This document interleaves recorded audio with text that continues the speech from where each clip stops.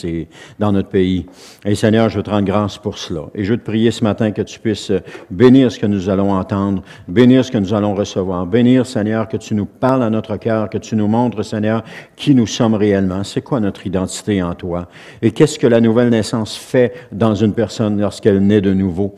Et Seigneur, je te rends grâce pour cela. Et merci pour chacun de nous ce matin et que chacun puisse recevoir de Dieu ce que Dieu a pour lui spécifiquement. Et c'est dans le nom de Jésus, compris. Amen.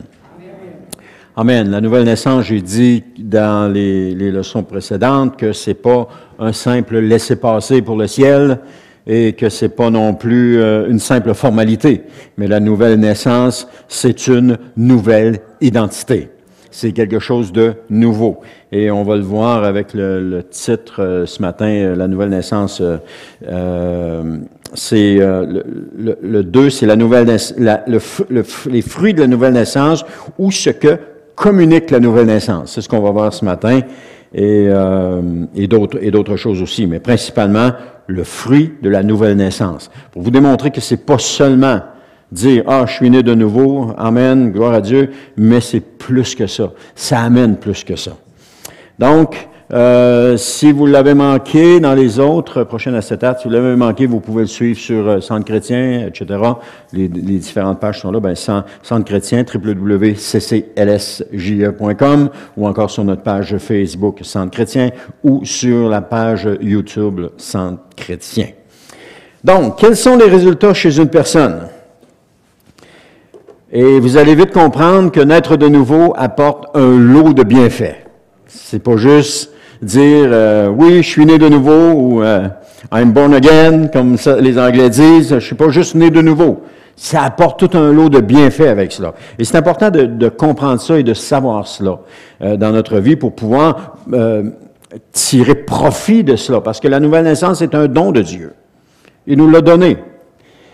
Donc, la première chose qu'on voit, c'est que l'homme né de nouveau est un temple de Dieu. On a souvent chanté dans le passé, ne sais-tu pas que tu es le temple? Mais la Bible aussi nous enseigne que nous sommes un temple de Dieu. Ça nous dit dans 1 Corinthiens 3,16, « Ne savez-vous pas que vous êtes le temple de Dieu et que l'Esprit de Dieu habite en vous? » Avant de naître de nouveau, on était une résidence, mais elle était habitée non pas par l'Esprit de Dieu. Elle était pour certains habitée par des démons, pour d'autres, elle était vide. Elle était inhabitée, il n'y avait personne dedans. Pour certains, il y en a qui c'était habité par des démons. Mais il y avait on est une habitation. C'est Pierre, je pense, qui va dire qu'on est une tente. Donc, on est une habitation. Et c'est un fait, lorsqu'une personne naît de nouveau, elle devient l'habitation de l'Esprit de Dieu. On voit ça comme dans l'Ancien Testament, lorsque Salomon a construit le temple, ou lorsque Moïse a construit la tente d'assignation au désert, l'Esprit de Dieu est venu habiter à l'intérieur de cette demeure, de cette tente et de ce temple. L'Esprit de Dieu est venu habiter là. Et c'est la même chose aujourd'hui. Nous sommes le temple de Dieu. Quand Jésus a dit à la Samaritaine, ce n'est pas sur cette montagne, ou à Jérusalem, que vous adorez le Seigneur, mais c'est en esprit et en vérité. Ça voulait dire que c'est plus un endroit qu'on va pour adorer le Seigneur, mais c'est que nous sommes le temple d'adoration de Dieu. Oui, on se rassemble à l'Église. On se rassemble à l'Église, les frères et les sœurs ensemble. Ça résonne beaucoup, Coco. Il y a comme beaucoup d'écho. Alors, oui, nous sommes le temple... Ah, parfait, merci. Nous sommes le temple de Dieu et c'est maintenant en esprit et en vérité que nous adorons le Seigneur. Donc, on voit qu'il vient habiter avec cette personne dans Luc chapitre 11, les versets 23-26, nous dit... Celui, c'est Jésus qui parle, celui qui n'est pas avec moi est contre moi, celui qui ne se joint pas à moi pour rassembler, disperse. Lorsqu'un esprit mauvais est sorti de quelqu'un, il erre ça et là dans des lieux déserts à la recherche d'un lieu de repos, et il n'en trouve pas. Alors il se dit, il vaut mieux regagner la demeure que j'ai quittée. Il y retourne donc et la trouve balayée et mise en ordre. Alors il va chercher 7 autres esprits, encore plus méchants que lui, et les ramène avec lui. Ils envahissent la demeure et s'y installent. Finalement, la condition de cet homme est pire qu'auparavant. On nous a enseigné dans le passé que ça, c'était l'image d'un chrétien qui avait connu Dieu, qui était rétrogradé, et que sa condition était pire que ce qu'elle était auparavant. Les esprits mauvais étaient revenus, avaient repris possession de l'habitation, que sa condition était pire auparavant. On l'a vu avec des gens qui sont devenus chrétiens, ils ont délaissé toutes sortes de mauvaises habitudes, et finalement, ils abandonnent le Seigneur, et qu'est-ce qu'on voyait? Ils retombaient dans leurs mauvaises habitudes, et empire, dépendamment de choses qu'ils avaient. Donc, ce qu'on voit, c'est l'image d'une personne qui naît de nouveau, le Saint-Esprit vient habiter en elle. Lorsqu'on est de nouveau, on vient de le voir, l'Esprit de Dieu vient habiter en nous. Pendant un temps, il fait le ménage, il range la maison, il arrange toutes les choses, il met ça beau, il nous met un bel intérieur, parce que vous savez que notre extérieur reflète notre intérieur. Donc, tout le monde dit, « Wow, t'as changé, t'es donc bien beau, qu'est-ce qui se passe avec toi? » Ah, c'est parce que mon intérieur a changé. Et il fait de l'ordre, puis les gens ne le connaissent plus ou ne reconnaissent plus cette personne-là. Ils s'aperçoivent qu'il y a quelque chose qui a changé. Et cette personne-là, elle a littéralement changé. Donc, malheureusement, si après un temps, cette personne abandonne le Seigneur, sa vie, comme j'ai dit tantôt, redevient pire que qu'est-ce qu'elle était. Je ne vous encouragerai pas à l'essayer, à le faire ou à l'essayer, mais c'est un fait. On l'a vu chez des gens, on l'a vu, on l'a connu, c'est un fait. Il y a un autre passage aussi pour corroborer cela, le fait que nous sommes le temple du Saint-Esprit et que notre cœur est une demeure. On voit ça dans Apocalypse 3:20, quand Jésus dit « Voici, je me tiens à la porte et je frappe. Si quelqu'un entend ma voix et ouvre la porte, j'entrerai chez lui, je dînerai avec lui et lui avec moi. » Donc Jésus est là. Il frappe à la porte. Pour tous ceux qui ne connaissent pas le Seigneur Jésus, qui n'ont pas de relation avec Dieu, qui sont dans une religion et non pas dans une relation, Jésus frappe à la porte. Parce que vous savez que ce n'est pas la religion qui sauve. C'est la relation qu'on a avec Jésus qui sauve, et non pas la religion. La religion n'a jamais sauvé personne. Alors Jésus est là, puis il frappe à la porte du cœur. Il frappe à la porte. Il attend juste une chose qu'on ouvre. À un moment donné, je me posais la question, je disais, « Oh non, Seigneur, c'est donc, la vie est injuste. » Et quelqu'un dirait, « Oui, c'est vrai que la vie est injuste. » Mais je me disais, comme cette semaine, on a connu l'accident qui s'est passé ici pas loin, à Saint-Henri-Taillon, où un jeune homme de 22 ans est décédé, possiblement parce qu'il s'est endormi au volant de son auto, et puis il a percuté un face-à-face avec un autobus scolaire, et il est décédé. Un jeune homme en pleine santé, un jeune homme, on me dit qu'il mesurait comme 6 pieds et quelques, et puis il pesait 200 quelques livres, il entraînait des jeunes au football, et puis etc. Il était connu dans son patelin, il était aimé aussi, et tout à coup, il est fauché. Et puis je me disais, alors que d'un autre côté, tu as des gens qui vont vivre jusqu'à 90 ans, puis finalement, à 90 ans, ou à 74 ans, ils vont accepter le Seigneur. Je me disais, c'est pas juste. Ce jeune-là qui est décédé cette semaine n'a pas eu la chance de se rendre jusqu'à 70 ans. Je disais, c'est pas juste. Seigneur, comment ça? Et à ce moment-là, le Seigneur me disait qu'on a tous l'opportunité d'accepter Jésus. On a tous l'opportunité de le faire. Mais trop souvent, nous répondons non au Seigneur Jésus. Bien sûr, il est donné à certains de vivre jusqu'à 100 ans, à d'autres de mourir à la naissance. Et ça, on ne le choisit pas. Mais Dieu est souverain dans tout ça.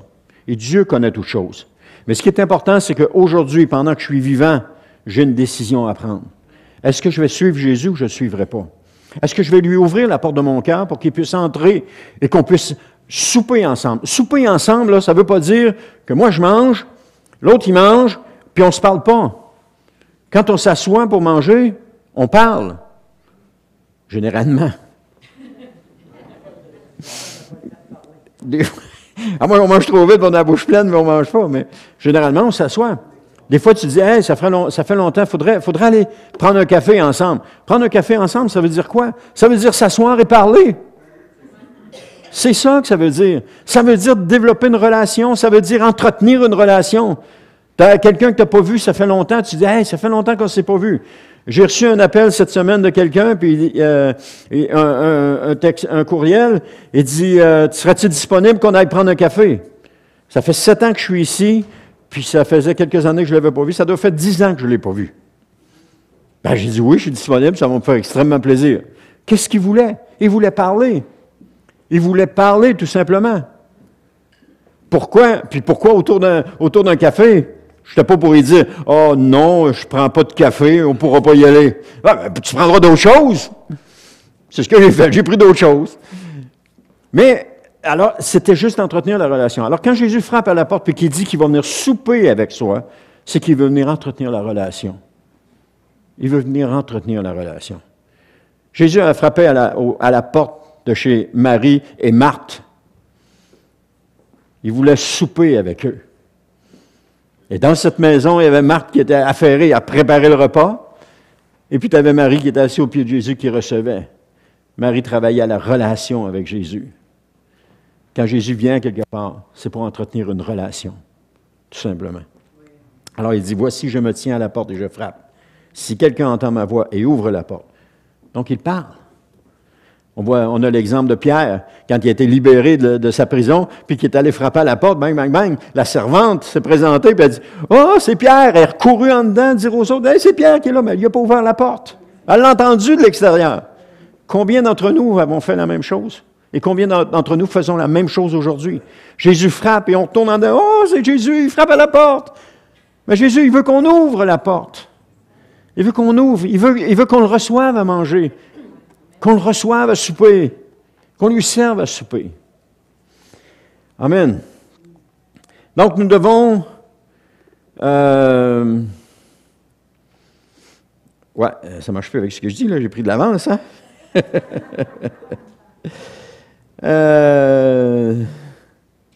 Maintenant, si nous sommes le temple du Saint-Esprit, notre demeure doit demeurer sainte. C'est-à-dire... Il faut faire très attention pour ne pas laisser entrer n'importe quoi dans cette demeure. Le temple de l'Éternel à Jérusalem était un endroit où est-ce que c'était un endroit qui était saint. Il n'entrait pas n'importe quoi dans le temple. Et les choses se faisaient scrupuleusement selon la loi qui avait été établie par Moïse. Donc, tu n'entrais pas dans le lieu très saint. C'était pas n'importe qui entrait dans le lieu très saint. C'était pas n'importe qui faisait le service dans le lieu saint. Il y avait un ordre qui était établi par Moïse à l'époque dans le temple. Donc, c'est la même chose avec nous. On doit faire attention pour ne pas laisser entrer n'importe quoi. Parce qu'à l'intérieur de nous, il y a aussi ce lieu très saint. J'entendais quelqu'un dire, vous savez, chaque être humain a 3 vies. Il y a une vie publique, il y a une vie personnelle, puis il y a une vie secrète. On a 3 vies. Quand vous y pensez, c'est vrai. Donc, on est créé corps, âme et esprit, âme et corps.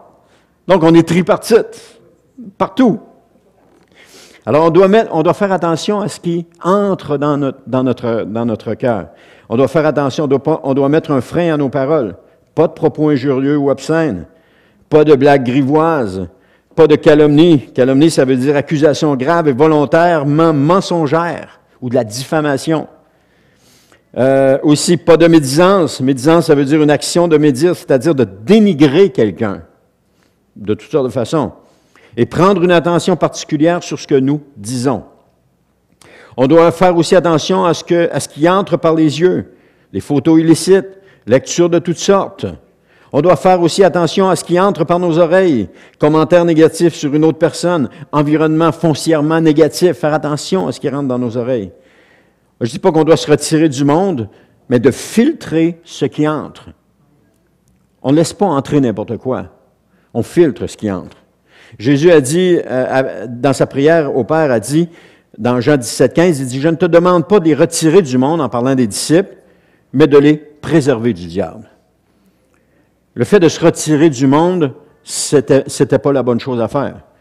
Je me souviens, dans les années 80, on repoussait tout ce qui était du monde. Il y a même des gens qui ont rejeté leur famille, qui se sont éloignés de leur famille parce qu'ils étaient devenus chrétiens, et puis ils ne devaient pas rester là, ils étaient devenus saints, puis là, ils ne pouvaient pas rester avec le péché. Ils ont repoussé leur famille, ils ont repoussé leurs amis, etc. Mais ce n'était pas la chose à faire. On doit rester dans le monde. Je me souviens, nos enfants étudiaient à l'école chrétienne, et puis c'était une école chrétienne, justement, donc il est entouré de chrétiens. Et notre garçon, je prends l'exemple de notre garçon, mais nos filles aussi, mais nos filles, c'était en plus bas âge, à un moment donné, les écoles ont fermé parce que le gouvernement a changé le type des écoles qui étaient confessionnelles et il les a mis linguistiques. Donc, comme l'école chrétienne était affiliée à la commission scolaire, une commission scolaire anglophone, alors comme elle devenait linguistique, les francophones n'avaient plus d'affaires là. Alors, ils sont sortis et on les a envoyés à l'école normale. Denis Michel, notre garçon, est arrivé en secondaire 2 à la polyvalente à l'ancienne Lorette. Marie-Christine est arrivée, Sophie Laurence est arrivée en quelle année, je ne me souviens pas. En 3e année, au primaire, 3e année, Marie-Christine en 4e année. Et ça a été un choc. Ça a été un choc parce qu'ils étaient retirés du monde. Ils n'étaient pas avec les autres. Et ça a été difficile. Donc, mais gloire à Dieu, parce que le Seigneur nous demande d'être avec eux, de ne pas être comme eux, mais d'être avec eux. Il dit, on ne met pas de lumière sur une table, sous un boisseau, on la met sur la table pour qu'elle éclaire toute la pièce. Alors, on ne cache pas les lumières. On ne met pas les lumières dans des monastères pour pas qu'on les voit. On les met parmi le monde. Donc, notre place est parmi le monde. Et je rends gloire à Dieu pour cela. Je rends gloire à Dieu aussi pour que j'ai commencé un travail parmi le monde. Parce qu'on a besoin de briller là. Et ce n'est pas toujours évident, mais on a besoin de briller là. Il dit, je ne te demande pas de les retirer du monde. C'est ça. Alors, je parlais des enfants, je disais que ça avait été difficile, mais gloire à Dieu. Le garçon en secondaire 2, on sait quand tu arrives au secondaire, toute l'influence des amis est là. Et notre garçon a vu qu'à Polyvalente, il faisait du football puis qu'il pouvait jouer au football. Alors, il s'est inscrit au football, puis il a fait les 4 années avec la Polyvalente d'Ancienne Lorette à l'époque, au football. Et ainsi de suite. Et ça a été, on aurait pu avoir peur de ça, dire, le monde, les étudiants, les mauvaises influences. Mais ça a été bénéfique. Parce qu'ils ont développé des relations, ils ont développé autre chose, ils ont vu autre chose, ils ont connu autre chose. Mais par contre, pour nous, de fréquenter l'Église, c'était important. Si ça n'avait pas été important, ils seraient aujourd'hui tous dans le monde. Ils feraient la même chose que le monde, ils seraient tous là. Mais parce qu'on a dit non, oui, tu vas à l'école la semaine, mais la fin de semaine, le dimanche, on va à l'Église. Parce qu'on savait qu'à l'Église, il allait recevoir l'enseignement, entre autres avec l'école du dimanche, il allait recevoir un enseignement et qu'il allait rééquilibrer tout ça. Ça allait rééquilibrer tout ça. Et c'est ce qui s'est passé. Aujourd'hui, les enfants sont au Seigneur, sont tous au Seigneur. Ils sont tous consacrés. Pourquoi? Parce qu'il y a eu cet équilibre-là. Alors que si on les avait gardés reclus du monde, bien, à un moment donné, ils seraient tombés dans ça. Il y a une parole qui dit, et ce n'est pas une promesse, c'est un principe, qui dit « Instruis l'enfant selon la voie qu'il doit suivre, et quand tu seras plus vieux, il ne s'en détournera pas. » Mais pourquoi il y en a qui s'en détournent? Ah. Je vous laisse la réponse, là. Je ne veux pas juger personne, mais je vous laisse la réponse. Alors, dans Jean 17, 16, il dit « Ils n'appartiennent pas au monde, comme moi-même je ne lui appartiens pas. » Donc, lorsqu'une personne naît de nouveau, on l'a vu, elle passe de la mort à la vie, elle devient une habitation de Dieu. Elle ne vit plus dans le royaume des ténèbres, elle vit maintenant dans le royaume des cieux. Elle est devenue un sujet du royaume des cieux. Elle n'appartient plus au royaume des ténèbres. Et il y a un autre passage aussi qui parle du corps du temple, voyons que notre corps est le temple du Saint-Esprit, c'est dans 1 Corinthiens 6, 19, qui dit « Ou bien encore, ignorez-vous que votre corps est le temple même du Saint-Esprit, qui vous a été donné par Dieu, qui maintenant demeure en vous? Vous ne vous appartenez donc pas à vous-même. » Qu'est-ce qu'il dit? Qu'est-ce qu'il nous dit? Il dit « J'ignore pas que mon corps est le temple du Saint-Esprit. » C'est ça qu'il est en train de dire. « J'ignore pas que mon corps est le temple du Saint-Esprit. » Puis c'est ce Saint-Esprit-là qui m'a été donné par Dieu. Le Saint-Esprit, que quand on étudie un peu le Saint-Esprit, on s'aperçoit qu'il est partout, et qu'il est l'Esprit de Dieu, qu'il est l'Esprit de Jésus, qu'il est l'Esprit Saint, il est partout. C'est le Saint-Esprit qui a été donné par Dieu, c'est le même Saint-Esprit qui demeure en moi. Et il demeure en moi. C'est une réalité. Je n'ai pas besoin de sentir des frissons sur tout mon corps pour savoir que le Saint-Esprit demeure en moi.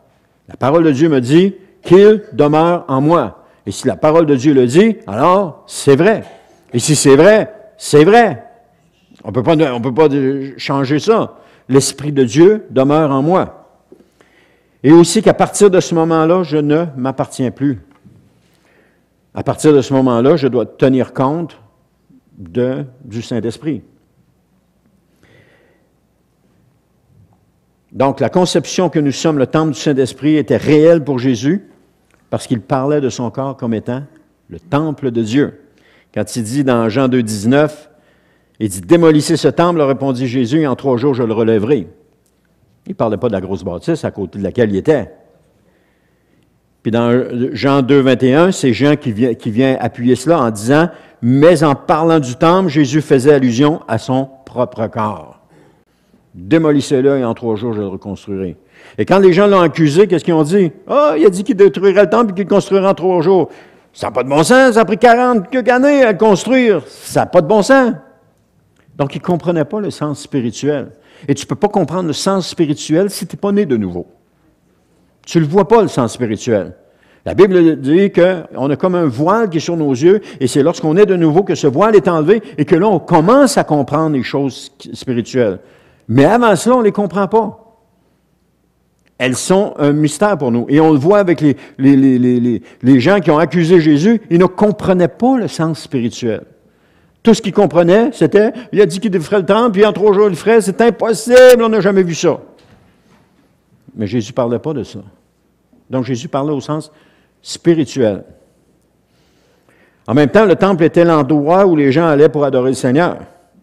Le lieu où ils offraient leurs sacrifices, c'était l'habitation de Dieu sur la terre. J'en ai parlé un peu tantôt. J'ai parlé aussi de la Samaritaine parce qu'elle était confuse concernant le lieu où il faut adorer Dieu. Je ne comprends pas, là. Tu me dis qu'il faut adorer Dieu en vérité, en esprit et en vérité, mais là, si c'est à Jérusalem, c'est sur cette montagne. Elle est confuse, non seulement elle est confuse, mais elle est mal prise, parce qu'elle ne peut pas aller à Jérusalem adorer le Seigneur. Parce que bien qu'elle soit peut-être juive, sûrement qu'elle est juive, elle est une Samaritaine, puis les Samaritains, par les Juifs, ne sont pas considérés comme des Juifs. Pourquoi? Parce que lorsque le peuple d'Israël, vous savez qu'Israël, ça s'est scindé en deux. 2 tribus au sud, Juda et Benjamin, 10 tribus au nord, toutes les autres tribus d'Israël au nord. Les autres tribus d'Israël, la capitale de cette tribu-là, c'était à Sichem, en Samarie. Lorsqu'ils ont été déportés en Assyrie, parce qu'ils ont été déportés avant Juda, lorsqu'ils ont été déportés en Assyrie, il y a des gens qui sont venus faire un rapport au roi et ont dit, on ne peut pas laisser le pays vide parce que les bêtes des champs, les bêtes sauvages prennent la place dans le pays. Il faut envoyer des gens là-bas. Alors le roi a décrété des gens pour venir s'installer à Samarie. Mais ce n'était pas des Juifs comme les Juifs l'entendaient. C'était des gens qui avaient eu des relations avec toutes sortes d'autres peuples et puis qui étaient tous mélangés, donc ils n'étaient pas perçus comme des vrais Juifs. Mais quand Jésus est venu sur la terre et qu'il est venu mourir, il n'est pas venu mourir pour des Juifs, il est venu mourir pour tout le monde. Que ce soit Juifs, non-Juifs, Grecs ou les gentils, n'importe qui, il est venu mourir pour tout le monde. Et en venant mourir pour tout le monde, il venait aussi mourir pour cette femme que les Juifs refusaient. Mais là, elle est confuse, elle dit, je ne peux pas aller à Jérusalem. Puis là, elle va sur une montagne, mais cette montagne-là sur laquelle elle allait, c'était là où il faisait des sacrifices. Il y avait un idole qui avait été installé là par Jéroboam, et puis on offrait des sacrifices. Il y a des enfants qui ont été offerts en sacrifice, là. Et là, elle est confuse dans sa tête. Mais Jésus, il comprend pourquoi est-ce qu'elle est confuse. Parce qu'elle ne comprend pas le sens spirituel de ce qu'il est en train de dire. Mais à un moment donné, elle a compris. Elle était coincée. Elle voulait adorer le vrai Dieu, mais elle ne le pouvait pas. Toute personne qui n'est pas née de nouveau, qui désire adorer Dieu, mais il ne le... Il peut le faire, mais je veux dire, c'est pas spirituel qu'il le fait. C'est là que Jésus va lui dire, c'est pas à Jérusalem que l'on va maintenant adorer Dieu, mais c'est en esprit et en vérité. Celui qui naît de nouveau peut adorer Dieu en esprit et en vérité. Il peut l'adorer, Dieu, en esprit et en vérité, parce qu'il est lui-même l'esprit. Il n'est pas l'esprit, mais il est lui-même esprit. Son esprit est régénéré. Il est né de nouveau. Il est une nouvelle créature. On a vu la dernière fois que les choses anciennes sont passées. Mais ce n'est pas les choses de la vie. C'était les choses, c'est qu'avant, tu t'en allais mourir, maintenant tu t'en vas. Tu es vivant, tu vas vivre.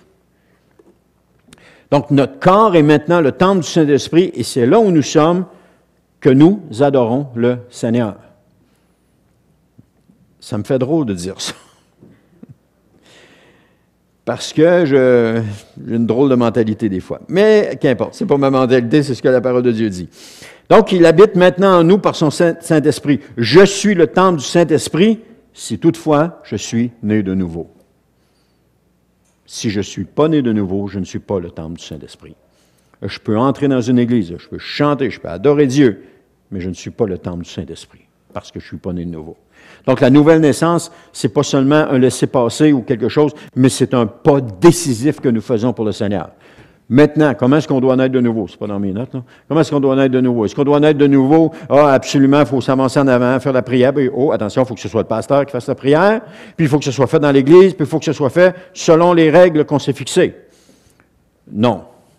Parce que celui qui est prisonnier dans sa cellule, qui reçoit une Bible de quelqu'un qui est passé, qui a donné des Bibles, qui commence à la lire, ou qui va à la bibliothèque, qui commence à la lire, et à un moment donné, l'Esprit de Dieu le touche, et qui crie au Seigneur, et dit, « Seigneur, je te demande pardon pour mes péchés, je te demande pardon pour tout ce que j'ai fait. Seigneur, viens habiter en moi. Seigneur, viens, fais de moi ton enfant. » Il est né de nouveau.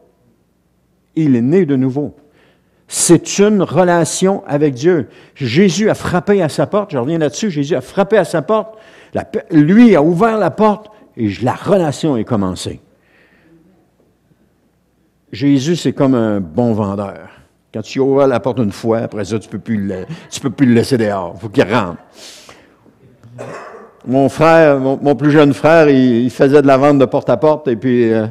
en dernier, il y avait sa clientèle. Puis quand il cognait à la porte, « Ah! Rentre! » Il s'appelle Martin. « Rentre, Martin, rentre! Qu'est-ce que tu as à nous vendre aujourd'hui? » C'était de même, mais il a fallu qu'il construise sa clientèle. Mais tu ne le laissais pas sur le pas de la porte.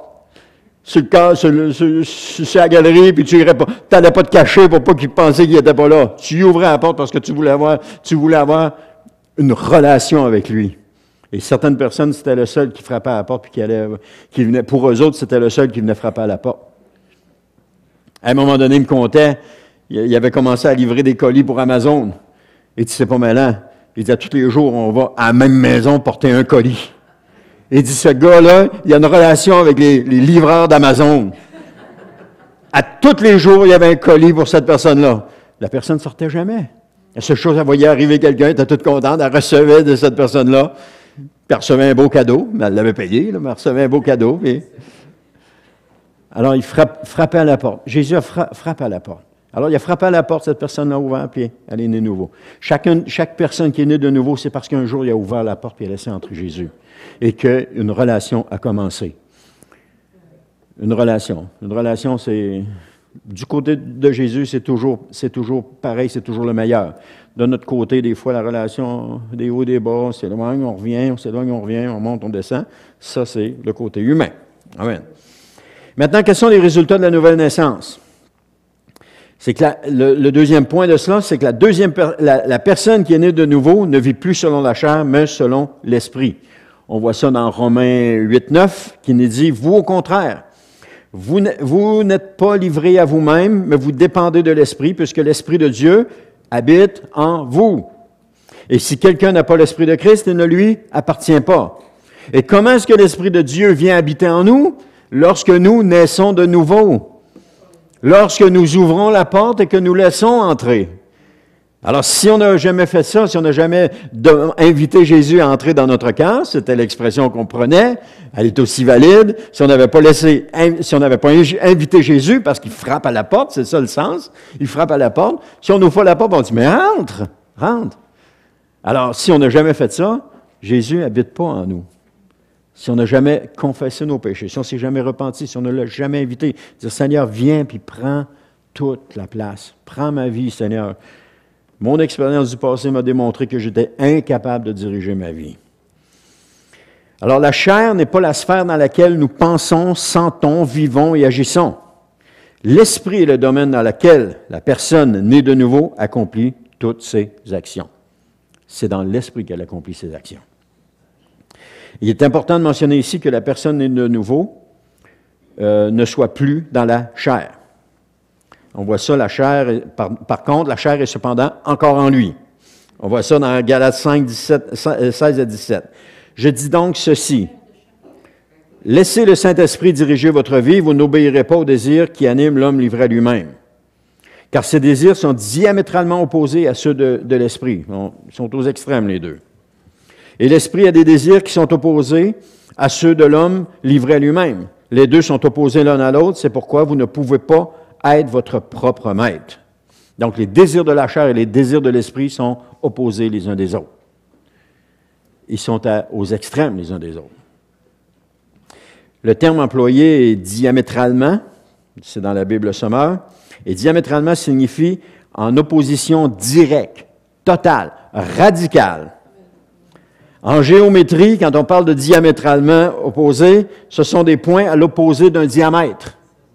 Tu ne peux pas avoir plus opposé que ça. Hein? Tu fais le tour, là, ils sont toujours au plus opposé du diamètre. Comment? Ils ne se rencontrent jamais, puis ils ne s'approchent pas non plus un de l'autre. Ils ne sont pas là. Ils sont comme ça, diamétralement opposés. Alors, il dit, c'est pourquoi vous ne pouvez pas être votre maître. Lorsqu'une personne dit « je veux diriger ma vie comme je l'entends », c'est impossible. Bien, c'est possible qu'elle le dirige, mais si elle le dirige, elle n'est pas soumise à l'Esprit de Dieu. Lorsqu'on dirige notre vie comme nous l'entendons, « Ah, laisse-moi vivre ma vie comme je le veux », bien, on ne se soumet pas à l'Esprit de Dieu. L'Esprit de Dieu ne prendra pas, le contrôle d'une personne sans son consentement, sans un désir ou sans une invitation de dire, d'entrer à l'intérieur. Il va prendre, le Saint-Esprit va toujours se soumettre à la volonté de la personne. La personne qui l'invite, qui accepte de se soumettre à la Seigneurie de Jésus, qui accepte de marcher avec le Saint-Esprit. On voit que le Saint-Esprit a poussé Jésus au désert. Mais le Saint-Esprit, il n'a pas forcé après Jésus.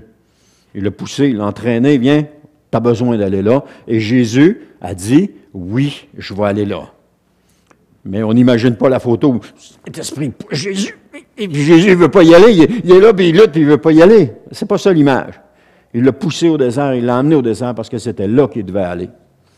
Et combien de fois le Saint-Esprit nous pousse dans une direction et dans l'autre, nous amène dans des situations. Amen. Plus souvent qu'à notre tour, il nous amène dans des situations où est-ce qu'on ne veut pas aller. Et plus souvent à notre tour, nous, on résiste. Nous, on met des breaks. Nous, on ne veut pas y aller. Il pousse, mais non. Mais à un moment donné, il faut dire oui. À un moment donné, on finit par dire oui parce qu'on sait que c'est la meilleure chose pour nous. Amen. On dit que si la personne obéit, elle obéit soit à la chair, soit à l'esprit. C'est aussi simple que ça. On obéit soit à la chair, soit à l'esprit. On est esclave d'une manière ou d'une autre, soit de Christ, soit de la chair, du diable. On est esclave soit de la chair ou de l'esprit, mais on est esclave d'une façon ou d'une autre. « Oh, moi je veux être libre, je veux vivre ma vie comme je l'entends, je veux être libre. » Désolé, tu ne seras jamais libre. Soit tu es esclave de Christ, soit tu es esclave du diable, mais tu n'es pas libre. Dans les deux cas. Par contre, Jésus a dit, prenez mon joug, car mon joug est léger. Donc, tu peux être esclave de Christ, c'est pas pénible d'être esclave de Christ. Mais être esclave du diable, c'est plus pénible. Soit on est esclave du bien ou du mal, on ne s'en sort pas. Si on choisit la vie, soit on choisit la vie, soit on choisit la mort. C'est dans Deutéronome 30-19, ce passage-là, il y a plusieurs années, m'a beaucoup parlé, puis quand je l'ai compris, quand j'ai réalisé ce que c'était, quand le Saint-Esprit m'a allumé là-dessus, mettons-le comme ça, il dit, je prends aujourd'hui le ciel et la terre à témoin. Je vous offre le choix entre la vie et la mort, entre la bénédiction et la malédiction. C'est Dieu qui parle au peuple d'Israël. Choisissez donc la vie afin que vous viviez, vous et vos descendants. Donc, on est placé entre les deux. On est placé entre la vie et la mort. On oscille entre les deux. On a un choix à faire. Et tout le temps, on a ce choix-là. Tout le temps. Et Dieu, à un moment donné, je disais ça, Dieu te donne la réponse. Hein? J'ai placé devant toi la vie et la mort. Qu'est-ce que tu choisis? Mais comme dans un quiz, tu n'as pas la réponse. Mais ici, ce n'est pas un quiz, c'est la parole de Dieu. Dieu donne la réponse. Il dit, choisis la vie. Tu imagines, là, choisis la vie, tu pèses sur le piton, puis le gros lot, bing, bing, bing, bing, bing, bing, ça sonne, puis là, les paillettes tombent du plafond, tu as choisi la bonne réponse. Ben, mais Dieu te l'a dit de la choisir. Hein, quand tu joues avec un enfant, tu dis, prends cette carte-là, prends cette carte-là. Ah, elle est gagnante! Ben oui, tu le savais, tu l'avais vu, mais Dieu le savait aussi. Malheureusement, la majorité sont tenus dans l'ignorance dans ce monde par rapport à ceci. Ils ne savent pas qu'ils vont être séparés de Dieu pour l'éternité. Malheureusement. Pire encore, même au sein du peuple de Dieu, beaucoup ignorent cela. Et il y en a qui vont être séparés de Dieu pour l'éternité. Maintenant, la nouvelle nature reçue lors de la nouvelle naissance, attention, elle n'expulse pas la vieille nature, elle ne déracine pas la vieille nature, elle ne détruit pas la vieille nature. Lorsque nous recevons une nouvelle nature à la nouvelle naissance, elle n'expulse pas, elle ne déracine pas, elle ne détruit pas la nouvelle nature. Ah, je suis né nouveau, alléluia.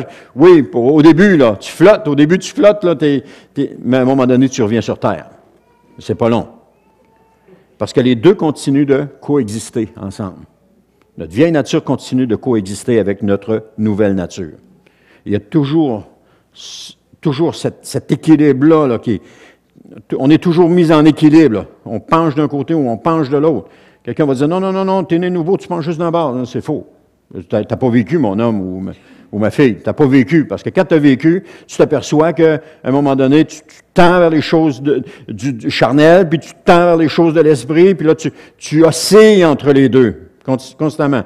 T'es comme, je sais pas moi, tu veux amener un ballon jusqu'à l'arrière là-bas, qu'est-ce que tu vas faire? Tu vas donner un coup de pied. Ton ballon, il s'en ira pas en ligne droite là-bas. Il va s'en aller comme ça, tu vas y en donner un autre, il va s'en aller comme ça, tu vas en donner un autre. Il oscille entre les deux jusqu'à temps qu'il atteigne le but.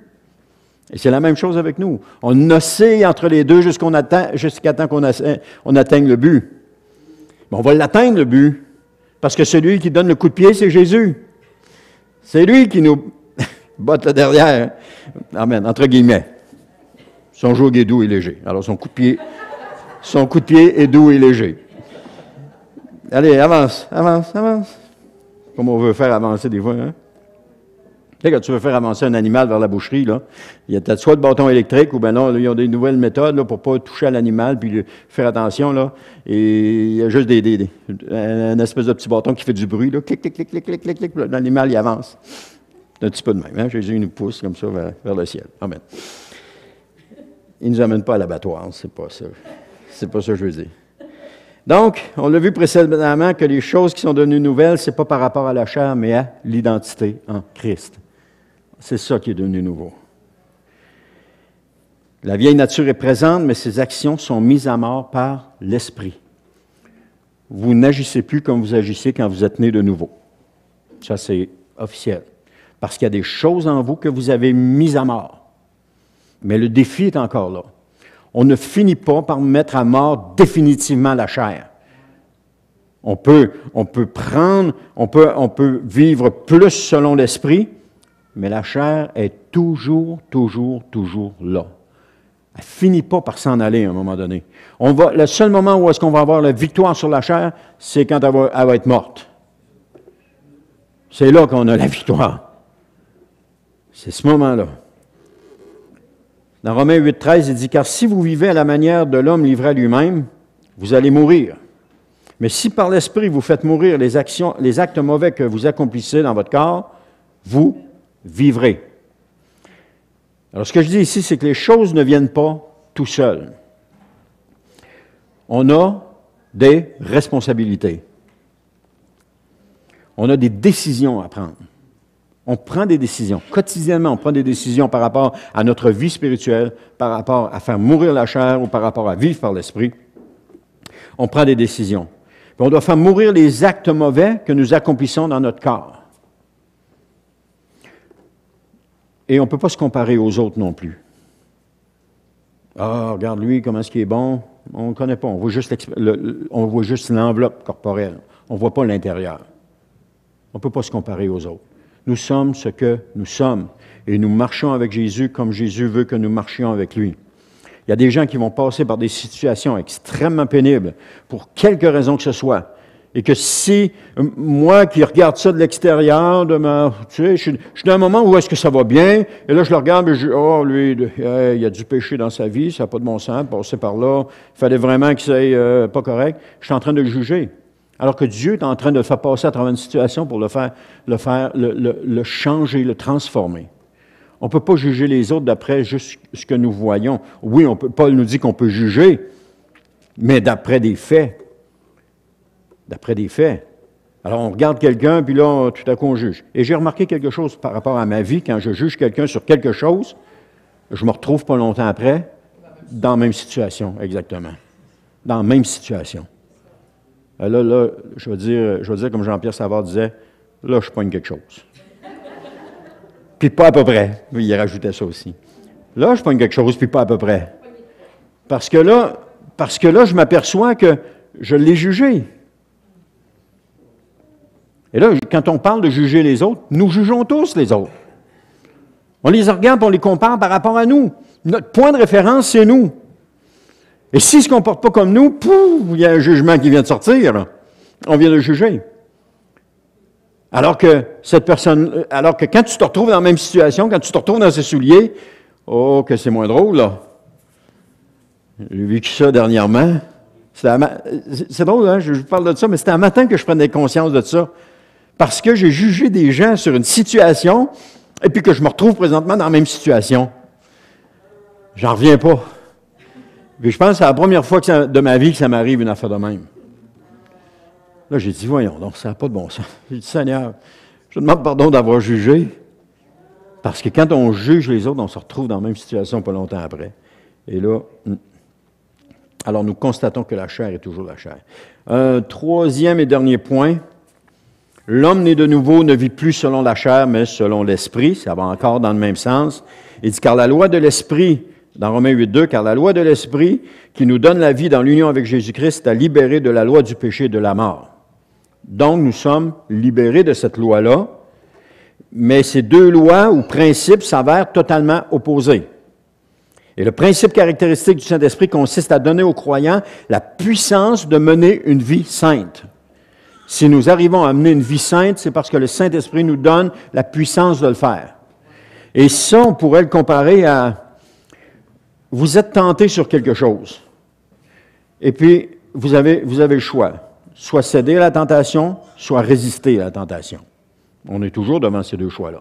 On ne peut pas rester neutre. Si tu restes neutre, la tentation est toujours là. Soit tu vas céder, soit tu vas résister.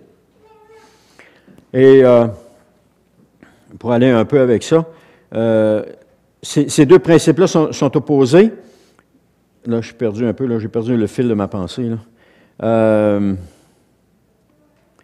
C'est ça, je disais que le principe caractéristique du Saint-Esprit consiste à donner aux croyants la puissance de mener une vie sainte.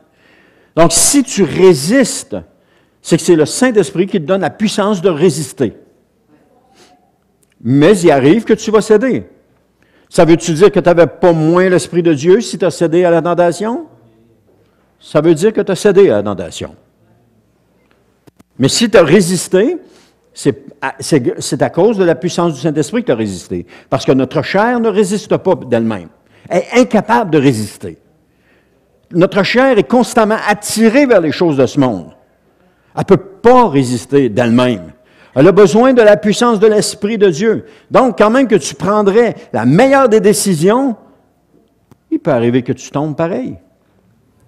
Mais si tu résistes, puis résister, c'est souvent, pas juste une fois, puis oh, j'ai résisté, yeah. Non, ça revient, puis ça revient, puis ça revient, puis ça revient, puis ça revient encore. Ça revient tout le temps. Un boxeur qui boxe dans une arène, les coups de poing, ils reviennent tout le temps. De temps en temps, il en mange un, de temps en temps, il en esquive un. Mais ce qui fait qu'il va être victorieux à la fin, c'est le nombre de ceux qui vont avoir donné. Et non pas ceux qui vont avoir esquivé. Oh, il en a esquivé plusieurs. Il est bon. Non, c'est ceux qui vont avoir donné. On avait un frère chrétien qui avait déjà été boxeur, puis il appliquait la parole de Dieu. Il y a toujours plus de joie à donner qu'à recevoir. Il faisait souvent... On en avait un autre qui était dans le turologiste, puis lui, il dit son verset préféré, c'était dans les psaumes. Seigneur, brise-leur tous les dents dans la bouche.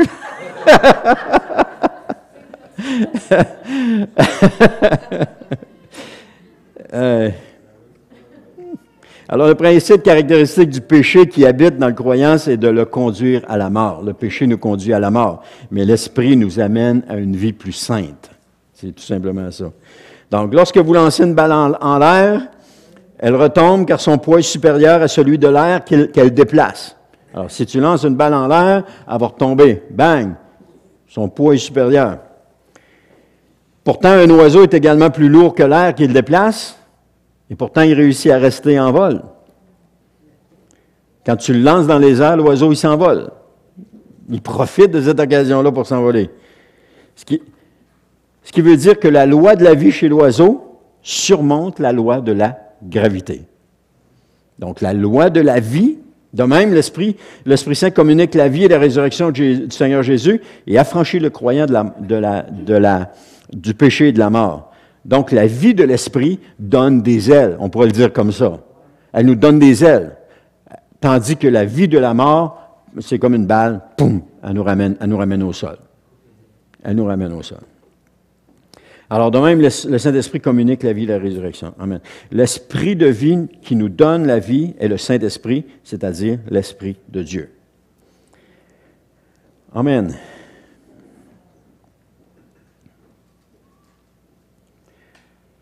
Non, je vais arrêter ici avec ça. Il y a Paul qui fait allusion de la loi de l'Ancien Testament donnée par Moïse, puis il parle de la loi du péché. Il dit, c'est dans le psaume 51:7, c'est pas Paul, mais dans le psaume 51:7. Il dit, je suis depuis ma naissance marqué du péché, depuis qu'en ma mère j'ai été conçu, le péché est attaché à moi. Donc, il ne parle pas de ce que sa mère l'a conçu dans le péché. Amen. OK, on va arrêter cela pour un matin. Puis on continuera la semaine prochaine avec possiblement la dernière. Mais une chose est sûre, ce qu'il faut retenir de cet enseignement-là, c'est que nous avons une nouvelle identité et que nous avons le pouvoir de surmonter le péché. Et parfois aussi, on a des luttes à faire. Il y a une doctrine qui est commune ou qui s'est répandue, disons-le comme ça, qui s'est répandue parmi les chrétiens, comme quoi tu n'as pas rien à faire, Dieu fait tout. Je m'excuse, mais si tu dois résister, tu es en train de faire quelque chose. Quand tu dois résister au péché, tu es en train de résister. Tu ne peux pas te laisser aller dans le péché en disant Dieu va le faire. Dieu va me donner il va me donner le vouloir pour m'en sortir, ou Dieu va m'en sortir. Combien de fois j'ai prié, Seigneur, délivre-moi, délivre-moi. Le Seigneur a toujours la même réponse. Cette sorte de péché, cette sorte de démon ne sort que par la prière et le jeûne. Alors, qu'est-ce que j'ai? Il faut que je fasse quelque chose. Il faut que je prie et que je jeûne. Parce que c'est seulement comme ça que ça sort. Alors, on a, comme chrétiens, on a quelque chose à faire. On a une responsabilité. On a à lutter. Lutter, c'est faire quelque chose. Alors, quand on dit qu'on n'a rien à faire, c'est une fausse doctrine qui induit en erreur les enfants de Dieu. Ça m'a pris du temps à le comprendre, mais c'est attrayant, c'est beau. C'est beau, mais ça induit en erreur les enfants de Dieu. Amen. Si on finirait avec un dernier chant, qu'est-ce que vous en pensez? Avez-vous quelque chose, avez-tu quelque chose de prévu? Reprends le dernier que vous avez fait. C'était bon. Alors, je vais juste terminer en prière, puis on va terminer avec un chant. Vous pouvez vous lever, et puis on va chanter une dernière fois le chant qu'on avait ce matin. Seigneur éternel, je te remercie pour ta présence au milieu de nous. Et Seigneur, je te remercie pour cet enseignement. Je te remercie, Seigneur, que tu nous révèles qui nous sommes, notre identité en toi. Je te remercie, Seigneur, que tu fais de nous des enfants de Dieu, que tu fais de nous, Seigneur, des nouvelles créatures, que nous sommes nés de nouveau, Seigneur, que tu nous as appelés, Seigneur, à un monde meilleur. Seigneur éternel, on a vu que la chair est encore attachée à nous, mais que cette chair, on ne doit pas s'y soumettre, mais on doit résister à ces attaques ou à ces tentations. Mais Seigneur, aussi, tu nous as montré que lorsque nous résistons, si nous résistons, c'est parce que nous avons la puissance de l'Esprit qui nous aide à résister. Alors, Seigneur éternel, merci pour cet enseignement. Et je te prie que cette semaine, tu nous fasses réaliser encore davantage, encore plus, le privilège que nous avons d'être enfants de Dieu, le privilège que nous avons d'être nés de nouveau. Et je te prie, Seigneur, que tu nous fasses comprendre, à chacun de nous, ici dans ces lieux, et même à ceux qui vont écouter le message jusqu'à ce point-ci, que tu nous fasses comprendre qui nous sommes réellement, quelle autorité nous avons, qu'est-ce que tu nous as donné.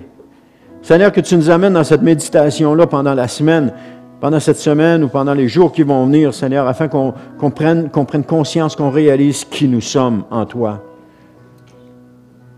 Que Seigneur, on n'est pas rien, on n'est pas juste quelque chose, mais comme on a vu au début, tu frappes à la porte de notre cœur et tu veux t'inviter à entrer chez nous.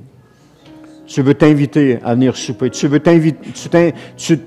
frappes et tu attends l'invitation pour commencer une relation avec nous. Et je te rends grâce pour cela. Et je te prie, Seigneur, que tu puisses nous conduire encore davantage dans ta vérité, encore davantage dans ta parole. Et je te prie, Seigneur, que nos moments de tête à tête et de rencontre ensemble, Seigneur, autour de ce repas, Seigneur, puissent être encore plus bénéfiques. Seigneur éternel, tu nous connais chacun de nous. Tu sais, Seigneur, qui nous sommes. Tu sais, Seigneur, qu'est-ce qui nous plaît dans la relation, qu'est-ce qui ne nous plaît pas. Tu sais, Seigneur, ce qu'il y a de mieux. Seigneur, tu sais aussi que ce n'est pas de se comparer avec les autres et puis d'essayer d'atteindre un idéal qu'on s'est fixé, mais juste d'être honnête avec toi, juste d'être sincère avec toi, juste d'être vrai avec toi, juste d'être en relation avec toi. Seigneur, tu n'es pas une entité quelconque, tu n'es pas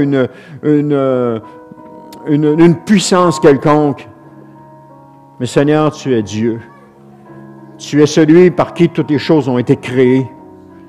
Tu es celui qui par lequel on a été créés. Et s'il y en a un qui nous connaît, c'est bien toi. Alors, Seigneur éternel, je te prie de nous aider, Seigneur, à réaliser, Seigneur, ces choses-là cette semaine. Nous aider à réaliser, Seigneur, qu'on est plus que qu'est-ce qu'on pense qu'on est. Qu'on est plus, que nous valons plus que qu'est-ce qu'on pense qu'on vaut. Seigneur éternel, tu nous as appelés, Seigneur, et tu as commencé une œuvre en nous. Et ton œuvre, Seigneur, tu l'as fait à la limite de nos capacités. Tu l'as fait à la limite de notre vouloir, de notre désir. Mais tu l'as fait. Tu avances avec nous à la limite, à la vitesse à laquelle nous pouvons avancer. Que me sert-il de courir, Seigneur, si toi tu marches en arrière? Que me sert-il d'essayer de courir avec quelqu'un d'autre à côté de moi alors que toi, Seigneur, tu dis, attends, lui il court parce qu'il est rendu là, il est capable de courir, mais toi tu n'es pas rendu là. Marche avec moi. Marche avec moi. Prends le temps avec moi. Marche avec moi. Et Seigneur, c'est ce qu'on veut faire, marcher avec toi. Le nombre d'années de vie chrétienne, c'est pas ça qui a de l'importance. Ça ne veut rien dire. La seule chose qu'il veut dire, c'est la proximité qu'on a, toi et moi, Seigneur Jésus. La proximité que nous avons l'un et l'autre avec toi, Seigneur. Et cette proximité-là, tu la connais, Jésus. Et je ne suis pas le juge, je ne suis pas là pour juger de cette proximité de personne, et je n'ai pas envie de juger de la proximité de personne. Mais Seigneur, tu as une proximité avec chacun de nous. Et cette proximité-là, c'est celle qui est là présentement, et je te rends grâce pour ça. Alors merci Seigneur. Merci d'être ce que tu es. Merci Seigneur de prendre soin de nous. Merci Seigneur de nous ramener les pieds sur terre. Merci Seigneur de nous ramener dans la réalité. Et aide-nous Seigneur à rester dans la réalité avec toi. Amen. Amen.